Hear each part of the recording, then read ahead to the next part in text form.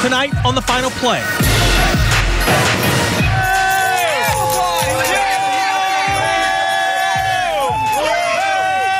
The Saints switch up their training camp routine with a road trip to Tulane.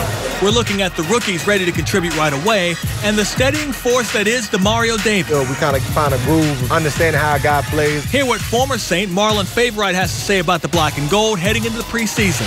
Plus, LSU has named their new leaders for 2019, while Tulane knows it's their time to shine. We have goals this year. We have a floor. We don't have a ceiling. From Fox 8 Sports, this is the Final Play. Sponsored by your Southern Quality Ford dealers, built Ford tough. And by Ron Austin Law. We're going to begin tonight's Final Play with a workout that's become a bit of a tradition. Saints practice on Tulane's campus. The black and gold rolled into Uptown tonight and Ullman Stadium for a workout that's open to the fans.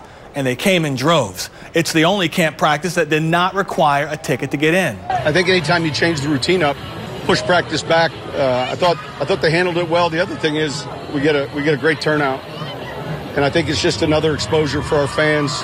But the facility's fantastic. You get a sense that the crowd's right on you here. Our training camp's attendance has been great, but I think this every year is a real good change up. I think it's good for the fans and for us. Welcome into the Final Play. I'm Juan Kincaid. Tonight's workout at Tulane is the coaching staff's attempt to change things up. But when they're over at the facility on Airline Drive, it's all about repetition, especially for the rookies who are trying to absorb as much as they can, as quickly as they can. Here's Sean Fazan. In the NFL, learning curves are different for each rookie. Some draft picks catch on quick, while others take a little longer. The Saints have seen both extremes during the Sean Payton era. But when it comes to their current cast of rookies, all 5 of their draft picks are learning fast. Let's start in the center, at the center position, where second-round pick Eric McCoy looks like the front-runner for the most watched battle of camp. We've seen a lot of good things. I like how he's picked things up. I think he's strong inside, and I think each day you see progress. So I think, discussing the personnel the other day in the meeting, we felt like,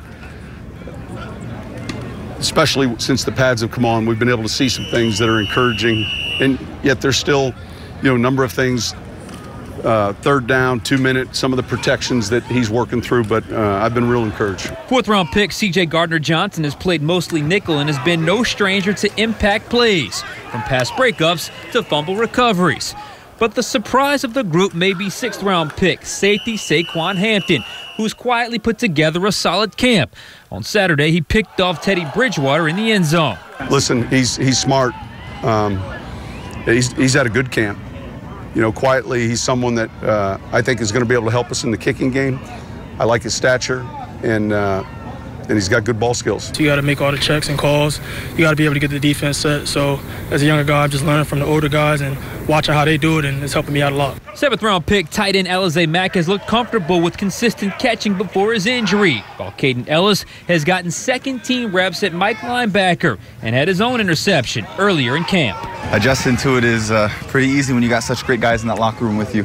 Especially, or not easy, I should say, but they're making it as easy as possible. The vets, DD, Alex, AJ, Sank, Craig, all of them, they are teaching me so much, and they are so fun to be out there with, and they are really making it just awesome for me. It is an amazing opportunity. And at least through 9 practices, it's an opportunity this 2019 draft class has made the most of. I'm Sean Fazan for the Final Play. Always nice to have this guy on the show, and it doesn't happen near enough here on the Final Play. Marlon Favorite, former Saint, played many years in the NFL for a number of teams. You've been out to Saints camp. You've seen this team operate in training camp. We're about to go into week 3 of training camp. What's been your assessment of the rookies so far? What player or players have stood out to you? Well, it's a few players that stood out. First, I like to take it inside the trenches. Hello, somebody.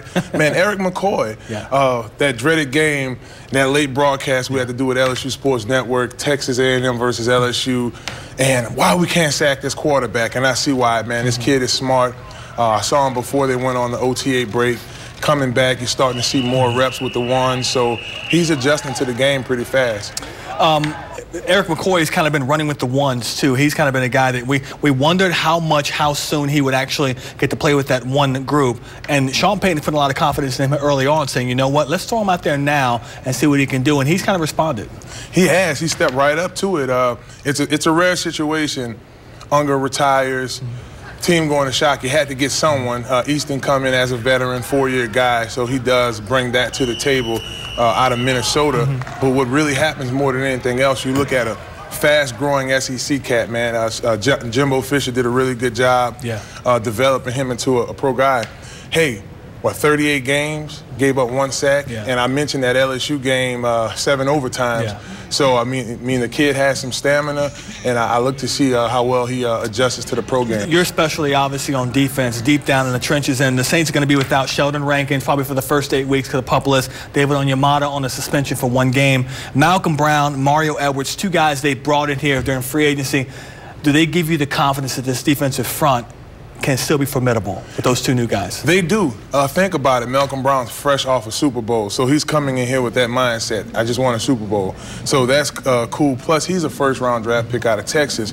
So my thing that I'm really looking forward to is lateral part of the season when Sheldon Rankins does come back full throttle and they're able to have those fresh legs in rotation, particularly at that nose guard position where I spent a lot of time at. So I think that'll be an interesting piece. And you mentioned Mario Edwards, another guy, seasoned veteran, been in the game for a while. So we needed, I think, as a front, that depth. I think Coach Allen will really be ecstatic about that year that they could keep those fresh legs going at the end and interior. No doubt. On the secondary side of the ball, very active that secondary has been this year, and it's a veteran group as well, so they should be active. But what hasn't been happening, not as many interceptions by that group. That's where it needs to kind of pick up the pace, when you think?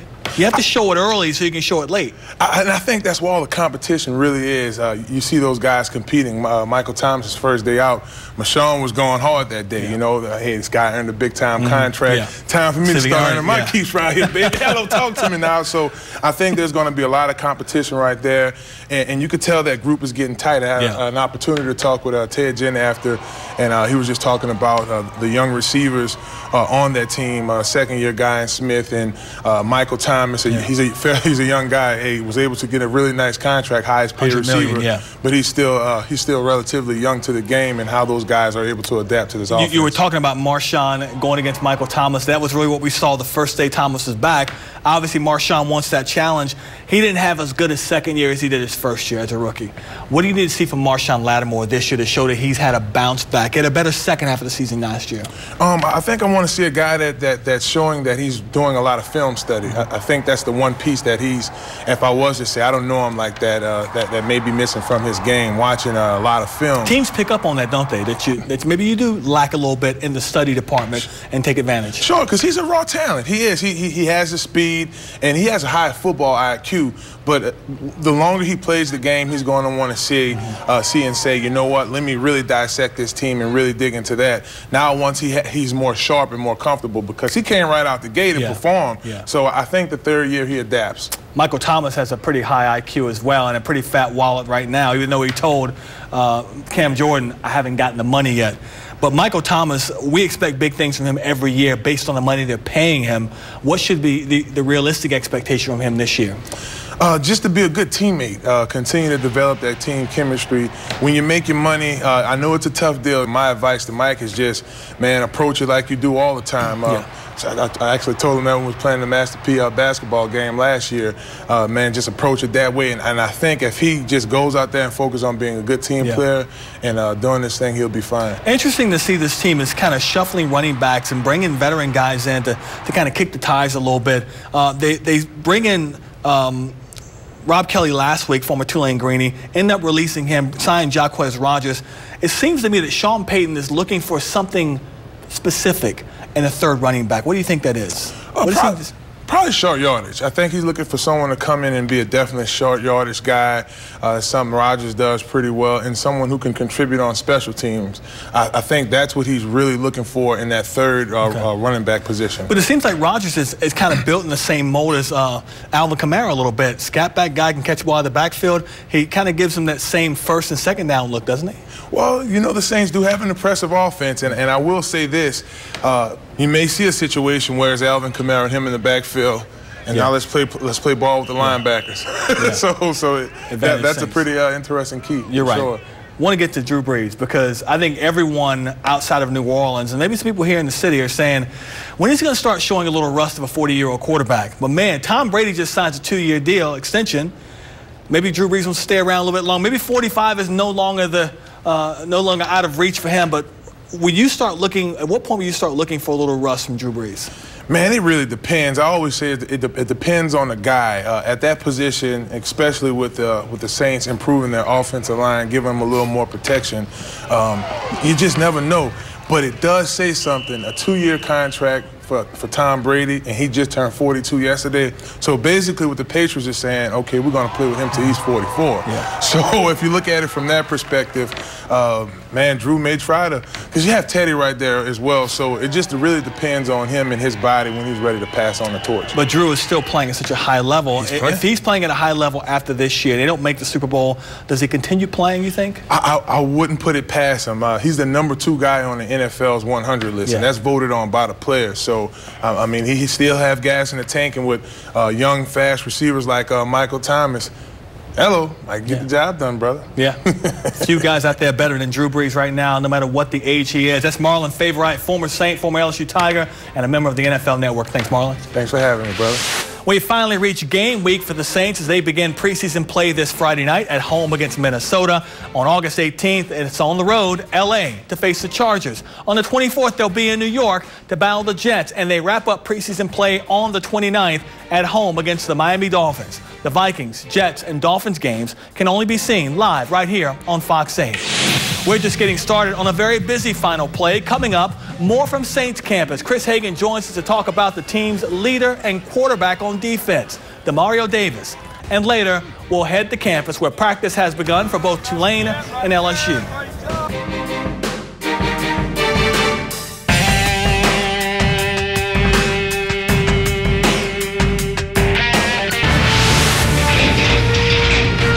You're watching The Final Play. Over the years, it had become apparent that the Saints could only go so far with a high-powered offense that didn't get much help from its struggling defense. They needed to start adding difference makers on that side of the ball. And Demario Davis was exactly that when the Saints went after him in March of last year. 16 months later, and his importance to the defense is undeniable. Here's Chris Hagan. If adding tight end Jared Cook to the offense is the pivotal piece that changes the game for that side of the ball, what's the equivalent on defense? The answer is actually someone who's been on the roster since last year, linebacker Demario Davis.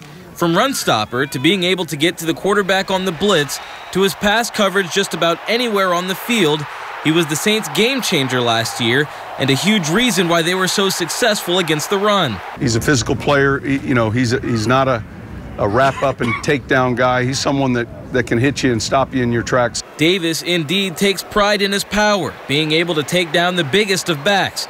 But what made him such an attractive piece to add for the Saints last offseason is everything that comes with his obvious physical ability. It was identifying an area that we felt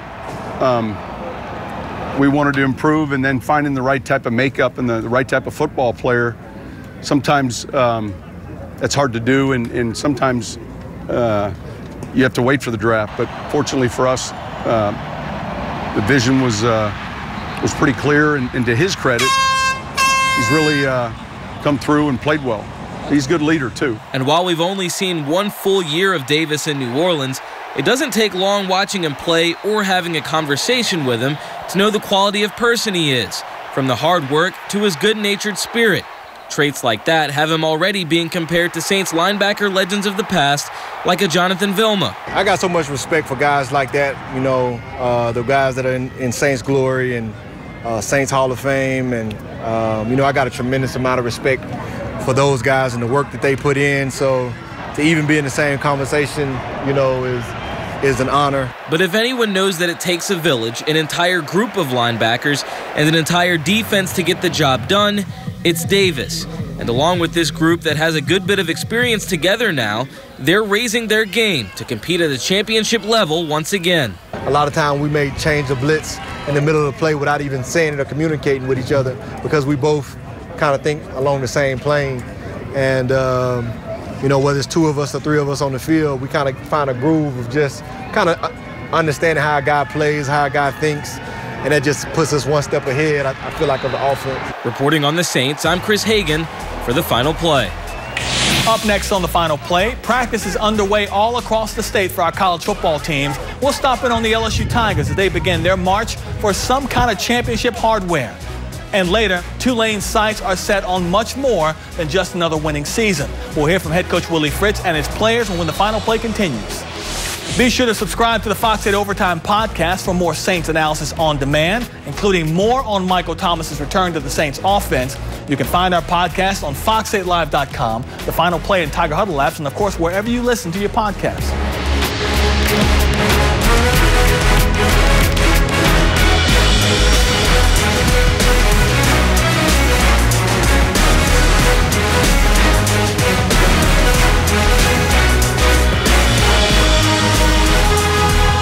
Fox 8's Final Play is sponsored by... You're watching the Final Play. The number 18 jersey may not mean a thing to anybody outside of Baton Rouge, but on LSU's campus, it signifies leadership. It's given to the guy or guys that every player on the roster should look up to. And as the Tigers open fall practice, they do so with a pair of team leaders that are expected to set the example. Garland Gillen has more. LSU started fall camp 2019 with high expectations on both sides of the ball. 2 of those top talents honored with the legendary number 18 jersey for the upcoming season. Center Lloyd Cushenberry and Kaylavon Chason. Well, it was very close. There was a lot of guys that were considered. And, but, you know, I lean on Jack Marucci. You know, just on the field and off the field, all the things that they do. And we thought those guys were great representatives. I was definitely surprised when he said it in the meeting. It took me a while to stand up. You know, I didn't know how to react. And when I got in front of the team, I didn't know really what to say. It was just so much emotion. Cushenberry will block for a running back group with a ton of potential. Clyde Edwards-Helaire is back for another year, joining freshman John Emery Jr. and Tywin Davis-Price. He's a guy, he can definitely do it, everything. Everything you ask him to do, he can do it. He has the power, speed, and quickness to catch it out of the backfield. So this offense is perfect for a guy like Clyde. You can tell some guys have that it factor, and they have it. You know, we recruited them. That's the guys that we wanted. We got them, and you know they're coming in, they're working, doing what they need to do, paying attention in the room. That's the biggest thing now. Just learning the plays, learning to install. You know, just being able to talk them through it. As far as being an older guy and they want to ask me questions, I tell them what they need, what needs to be told to them. LSU will start the season a top 10 team, and the Tigers are ready for the hype. The noise was pretty much negative last year as far as towards us, but we knew what we had, and we know what we have this year, and it's the same process. We come in, work every day, do what we need to do what we need to do in the meeting rooms, come out, do what we need to do on the field, and develop what we need to develop, and day by day.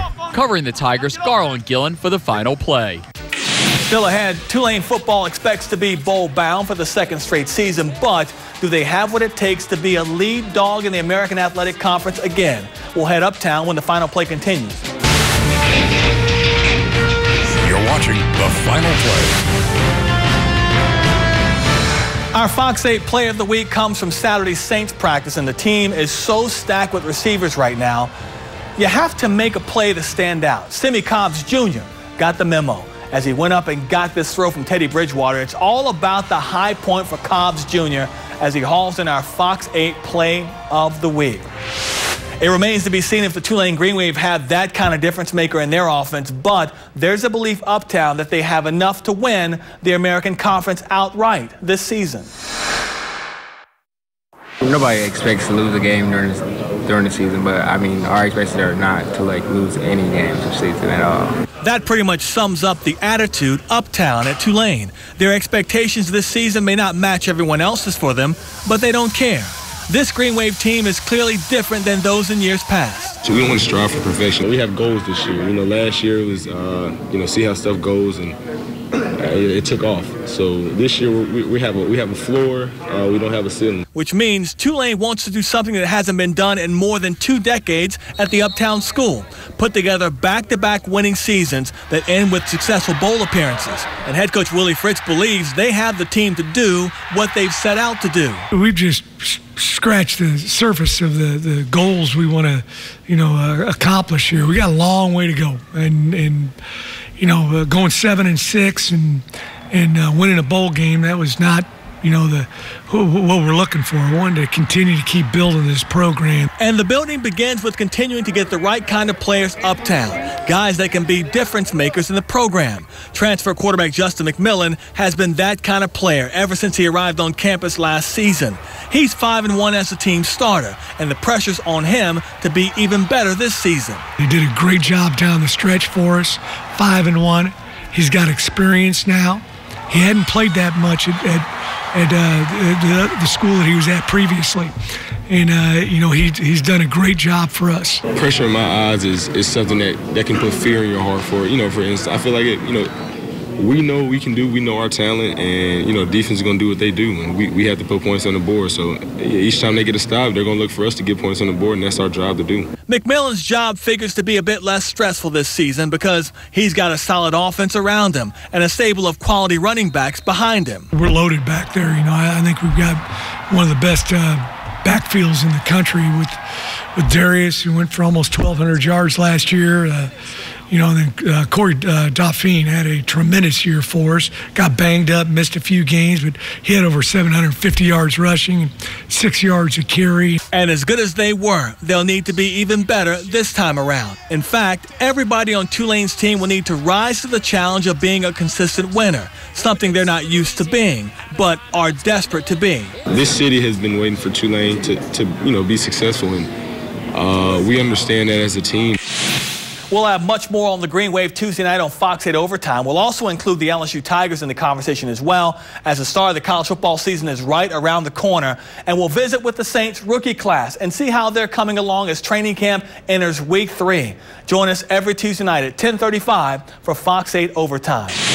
And that's our show for tonight. For all of us here at Fox 8, I'm Juan Kincaid. We hope you join us again next Sunday night for the Final Play. From Fox 8 Sports, this has been The Final A, sponsored by your Southern Quality Ford dealers, built Ford tough, and by Ron Austin Law.